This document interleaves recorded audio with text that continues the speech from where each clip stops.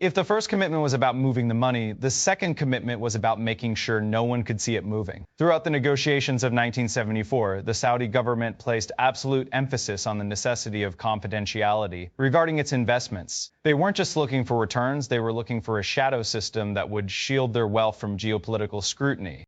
To hide the trail, the U.S. Treasury intentionally concealed these financial transactions. They began a policy of regional reporting, a sophisticated accounting trick, where Saudi Arabia's assets were aggregated with those of other oil exporters. Instead of disclosing specific country holdings, the data was obscured into vague categories like Other Asia or Other Africa.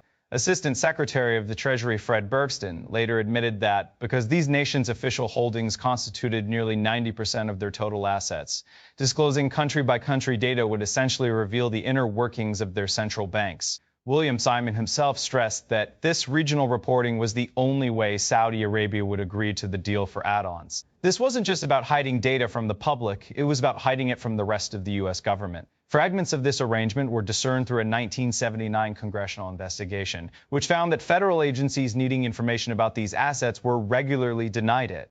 Extensive review of documents reveals beyond question that there is an agreement with Saudi Arabia and Kuwait to keep their U.S. assets secret. Disclosing data on a country-by-country basis would essentially reveal the assets of these official institutions within each respective nation.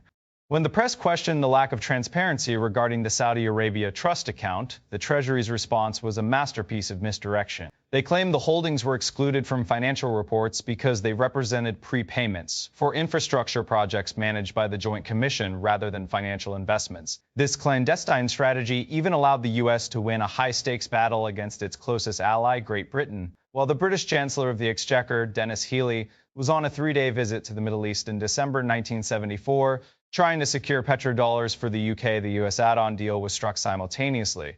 This resulted in Saudi Arabia's complete switch from the British pound to the US dollar, effectively ending the pound's relevance as a primary oil currency. This wall of silence finally cracked in March 2016 when the Treasury released Saudi debt data for the first time since 1974. The disclosure revealed $117 billion in holdings, but the true magnitude remained a subject of intense speculation. In April 2016, Saudi Arabia cautioned the U.S. that it could potentially divest up to $750 billion in U.S. treasuries if Congress passed a bill holding the kingdom accountable for the September 11 attacks by blending exclusive pre-auction purchasing, preferential rates, and absolute confidentiality.